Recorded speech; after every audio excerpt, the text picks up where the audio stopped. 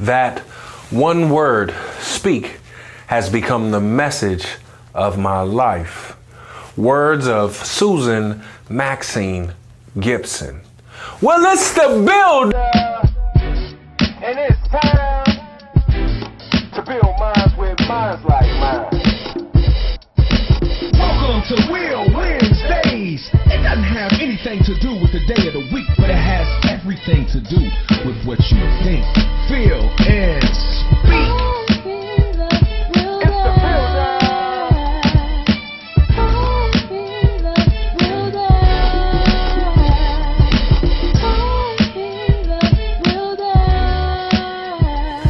Over the last year, I've been fortunate enough to be presented with 2 awards bearing such a powerful name of a powerful woman. I was able to receive the Susan Maxine Gibson Messenger of Hope Award, and most recently, the Susan M. Gibson Golden Microphone Award. Something I've learned about awards and accolades that once you receive them, they are presented to you for something that you have done in the past. Again, something you've done in the past, something you've already accomplished. But why do they mean so much? Because they serve as milestones or markers for where we've come along our journey. But there's something else that I've realized. When I look at an award so powerful as this, I mean, I'm getting goosebumps just even getting ready to utter the words. What makes an award so powerful is not just an award itself, but what it is behind it. When I think of Susan Maxine Gibson, I think of a dominant force of a woman that had a powerful tongue. Again, what's behind the award? For several years, she had been suffering psoriasis of the hands and feet. She said that when she would walk, just the bare pressure on her feet would cause them to crack. She said that she felt like a modern day leper. Could you only imagine how she felt to step out into public? But she didn't let it stop her from being the force that she was, because she knew the Most High God had called her to do something with the gift that He placed inside of her. Now, almost a year or so later, she got diagnosed with having Bell's palsy. I mean, this is so severe that it caused her to have paralysis of the left side of her face that impacted her vision and speech.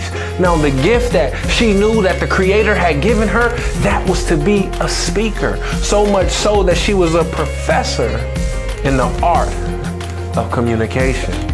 Now, heading into that school year after her diagnosis, they said, "Hey, Mrs. Gibson, why don't you take the year off?" But she said, "Hey, I will not accept a temporary solution, a permanent solution to a temporary problem." So she persisted. She went on through that school year and fought through all the pain and everything that came along with those challenges.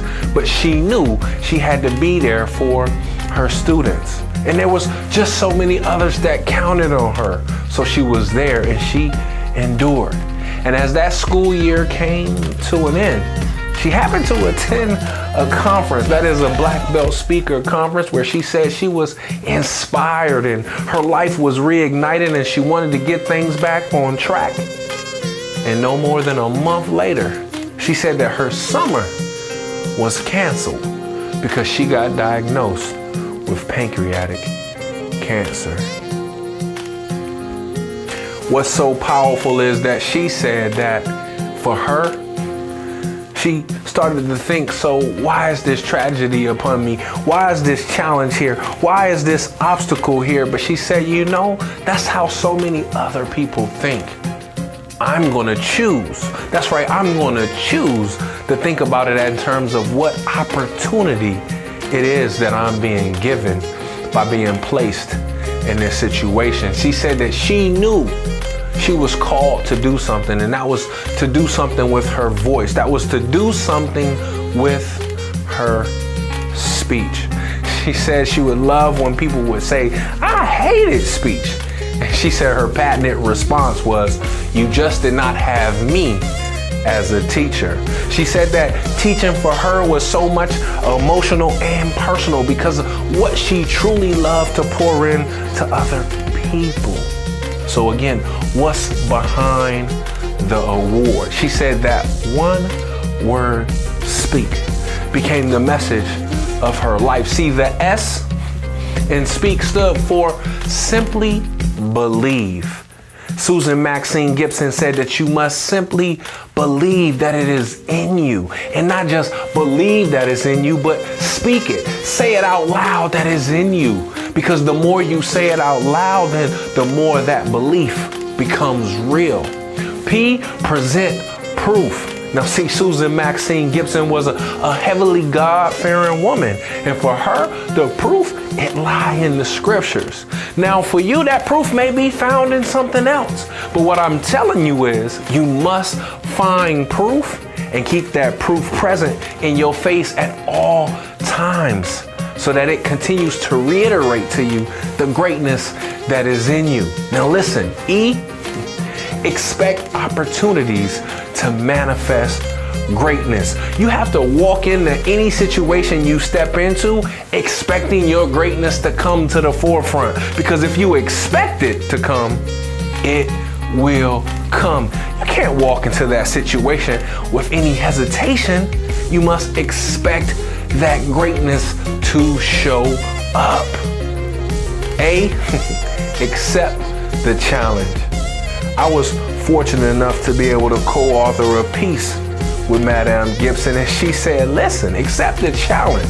If you're good in poetry, why don't you just take the time and write out a nice greeting card to someone with your beautiful words? If you're a great cook, why don't you whip up some chicken noodle soup for someone, because it'll make them feel good and make you feel good too, because that's the gift that was given to you. And K, keep a record of your victories. It's nothing like looking back at a personal diary where you've jotted down all of your victories to show what challenges you've overcome. But not just that, you can leave behind a record to show someone else that if you could do it, they could do it too. That one word, speak, has become the message of my life. Words of Susan Maxine Gibson. Listen, I understand we all don't know what we don't know, so we must continuously look for room to grow. Madame Gibson impressed upon me that we all must realize that we were given a gift of greatness. But understand that that greatness is not going to just leak out of us by accident. We must be intentional and do things on purpose, but realize the key, it starts with our mouth. We must first speak it. And look, if you will, I will, we will. Let's build.